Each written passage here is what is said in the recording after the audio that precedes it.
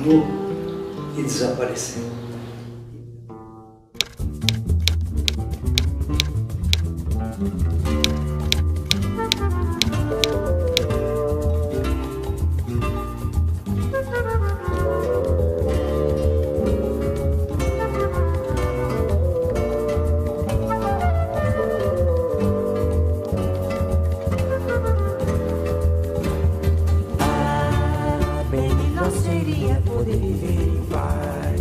Sem ter que sofrer, sem ter que chorar, sem ter que querer. Ele sempre deixou muita alegria, porque ele era um ótimo filho, adorava a mãe. Ele esteve por toda a Europa, quase, representando Macunaíma, e também ele representou várias peças do Nelson Rodrigues, e trabalhou na Cultura e na SBT, dirigindo e produzindo o programa da Hélio Camargo. E ele revelou desde pequenininho que ele queria alguma coisa de arte. Tudo ele punha colorido, tudo ele punha luzes. Era uma coisa assim fantástica, diferente do que a gente estava imaginando como bebê. O Augusto era diretor do Nosso Lar, instituição de caridade, que nós ficamos 20 anos trabalhando com as crianças ali. E eles tinham lá umas crianças que faziam teatro. E um dia o Ricardo, com 4 para 5 anos, nós fomos assistir uma peça, e o Ricardo sentadinho do meu lado, assim, de repente, ele sumiu. Eu falei, o Ricardo sumiu. Tinha o Bruno pequenininho, porque foi um ano, cada um de um ano. Então, era todo mais ou menos perto. Daí a pouco eu olhei, o Ricardo estava no palco, dirigindo aquelas crianças, que ele achou que estavam trabalhando muito mal.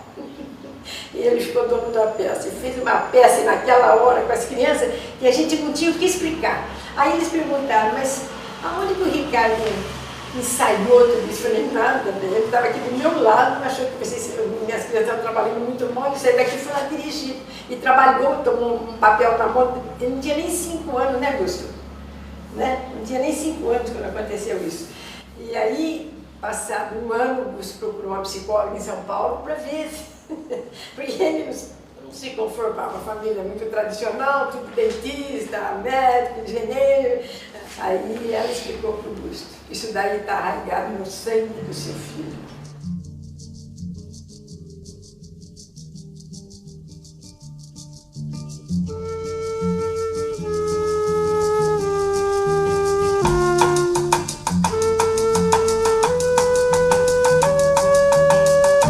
O homem que diz dor, que quem dá mesmo. O homem que diz vou, que quando foi já. O homem que diz sou, porque quem é mesmo é. O homem que diz tô, porque ninguém tá quando quer. Cuidado do homem que cai no pé do ossanha. Ele cresceu assim, quando menos se esperava. Estava ele lá com a peça dele, levando, envolvendo as pessoas junto. E ele tinha uma maneira de convencer, por isso que a Hebe levava ele com ela. Porque falava, como está, enrosca e falou, Ricardo, é sua vez. Aí o Ricardo vai, conversa e consegue aquilo lá. É pena que ela nem está viva para a gente telefonar e ela confirmar essas coisas todas. E aí ele aparece vestido com uma calça preta, como um garçom, com um paletó branco, batendo cigarro assim, subindo.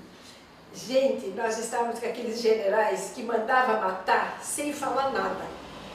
Esse meu filho sobe naquela passarela e desce a lenha em tudo quanto é. Leis que o Brasil estava cortando teatros, né? Você não lembra, mas o Santana lembra disso. Quando ele mudou, né, que os generais tomaram conta, tudo era cortado, não podia fazer teatro, não podia fazer nada. Tinha censura. Né? Então, era tudo censurado. E o Ricardo me faz isso. Eu quase morri naquela cadeira, eu falei, meu Deus, meu filho vai ser, lógico que vai desaparecer. Já tinha desaparecido alguns moços da faculdade aqui, que falou, tudo. Tem essa história aqui em Rio Claro, feia também. E eu falei, estou perdida com esse filme, o que eu faço com ele? Aí, mas foi tão linda a peça, todo mundo dava risada, aplaudia, porque ele falava umas bobagens, essas moças vinham e comentavam com ele, assim, pegavam no braço dele, ficou uma coisa espetacular. Não puderam filmar, quem estava lá não puderam, porque ele estava super censurado. Eu falei baixinho para ele, a hora, vamos ficar até o fim. E quando eu terminar, nós vamos pegar o Ricardo pelos braços, você pega por um, eu pego por outro, nem for pela orelha e nós vamos levar embora, porque essa noite meu filho desaparece. Eu falei, é verdade, depois de tudo que eu tenho. Aí terminou tudo, o diretor chegou e falou, doutor Augusto, foi muito bonito, eu achei a coisa mais linda do mundo, eu sinto não ter filmado isso do Ricardo, mas o seu filho não pode mais voltar para essa faculdade, se voltar ele corre perigo, não foi o que ele falou? Aí, daí tirar o Ricardo de lá, que ele queria terminar a campanha contra esses generais, imagine. Aí nós conseguimos trazer ele para casa, ele veio e falou, Ricardo, você corre um sério perigo. Aí mandei as pessoas que tinham passado por isso telefonar, aí nós conseguimos colocá-lo em São Paulo. Foi terminar a faculdade em São Paulo, terminou de jornalismo, aí ele falou, vou fazer teu jornalismo. Faz jornalismo e depois você vai ser o que você quiser. E nesse inteirinho, é que o Antunes descobriu o Ricardo. E aí, então, ele foi fazer uns testes, era no Sesc, que até hoje, é o teatro até hoje no Sesc, e até no apartamento dele. E ele começou a ir, dirigir, fazer um monte de coisa, e ficaram amigos os dois.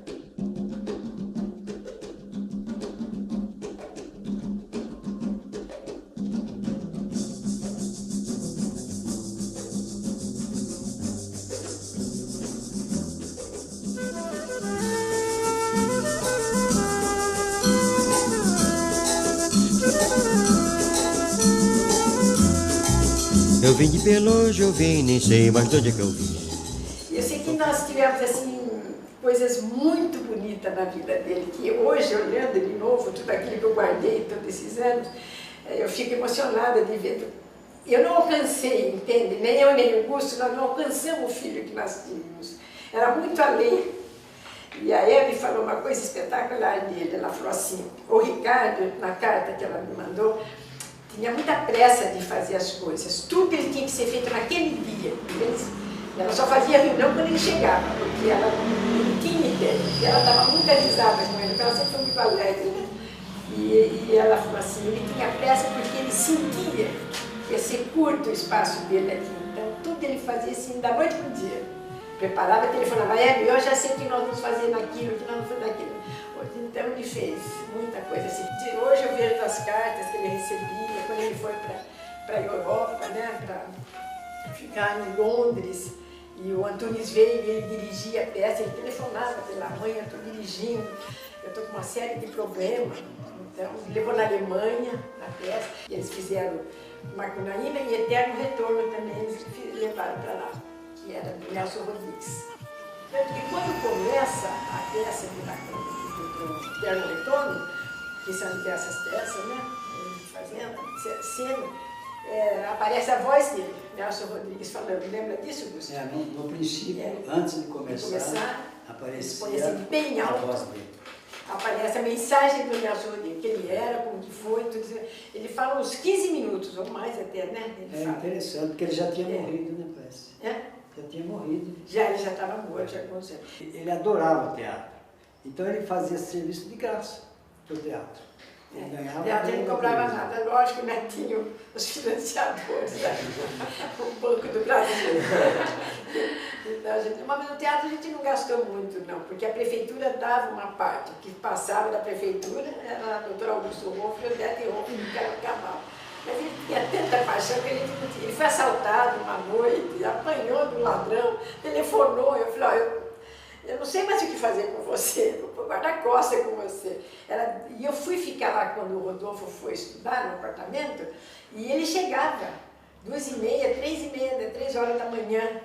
Gente, eu ficava com o coração na mão, nós tínhamos um apartamento ali, eu já deixava sopa, tudo que eu podia dar para ele, chegava gelado, mas chegava feliz. Você fala, você não está triste? Eu estou chorando, desesperada por você aqui. Ele falou, não mãe, eu estou super aquecido, não estava nada, estava uma pedra de gelo. E até tem um episódio muito interessante da cultura, eles faziam propaganda, trabalhavam com alguma coisa com bicho, por ser da cultura, e dava muita preferência para coisa ecológica, tudo. E um dia ele está sentado numa mesa, puseram ele numa mesa boa, até tem fotografia dessa mesa, e ele está assim fazendo, de repente aparece assim atrás dele uma cabeça de uma girafa. Ele levou o maior susto, inclusive na hora ele achou que algum colega para fazer um susto tinha feito alguma coisa, mas ele viu que não, que a girafa era porque ela tentava pegar os papéis, as canetas, tudo. Aí ele gritou lá para o gente, o que é isso? Eu falei, você é uma girafa que veio aqui para a gente fazer uma propaganda. Mas ninguém mais veio buscar, então nós adotamos, é a nossa mascote. Eu esqueci de falar para você, Ricardo, que ela entra em todas as janelas, aqui que ela tem um pescoço enorme. Aí o Ricardo ficou amigo dela, ia almoçar, levava o pão que ela gostava, lá com não sei com o que no leito. Mas ele falou, mãe, eu levei o maior susto do mundo, eu tava esse pescoço assim. Mas na hora que eu lembrei que podia ser uma brincadeira, eu não fiz. Mas quando eu vi que era de verdade, aquela língua levando tudo embora. Aí ele fez o Bem Brasil, 2 anos ele dirigiu o Bem Brasil, tudo. Eles fizeram de novo, ficou muito bonito, porque ele trazia artistas do Rio, de São Paulo, da Bahia. Ela falou, eu quero o Ricardo, o Silvio Santos mandou pagar a multa que tinha na cultura, e aí ele foi para a SBT. Aí ele ficou até o final de vida, que ele ficou doente, mas foi assim, ele ficou doente e não quis voltar mais.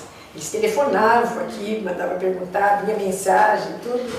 Tanto que ela fazia, ele tinha uma cesta básica que era muito bonita, muito reforçada, dele era especial. Eles mandavam aqui pra gente. E eu não queria, falar, não quero mais, porque o Ricardo, eu falei, você não vai voltar mais para isso, filha. A gente vai, vamos mudar um pouco, eu quero que você viva. Eu queria ele vivo, um pouco me importasse de fama, ou que tinha dinheiro ou não tinha, eu queria meu filho vivo.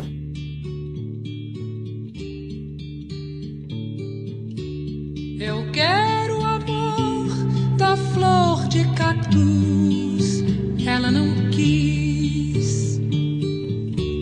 Eu dei-lhe a flor de minha vida, vivo agitado. Eu já não sei se sei de tudo ou quase tudo. Era um moço assim, que quando tinha que sair desse movimento, ele era plácido, tranquilo. Agora, quando entrava no teatro, era outra pessoa. Você não reconhecia. Nesse Macunaíma, ele fazia peça assim, cansativa, mas ele ia até o fim, né, Gustavo? O Ricardo ele falou para mim antes de falecer, papai, eu fiz tudo o que eu queria. Estou vivendo pouco, mas eu vivi intensamente. Tudo aquilo que eu gostava de fazer, eu fiz.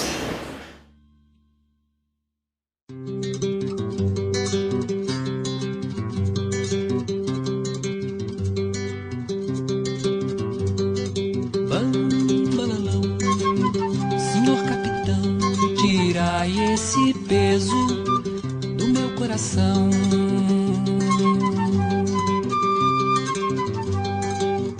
Não é de tristeza, não é de aflição, é só de esperança, senhor capitão.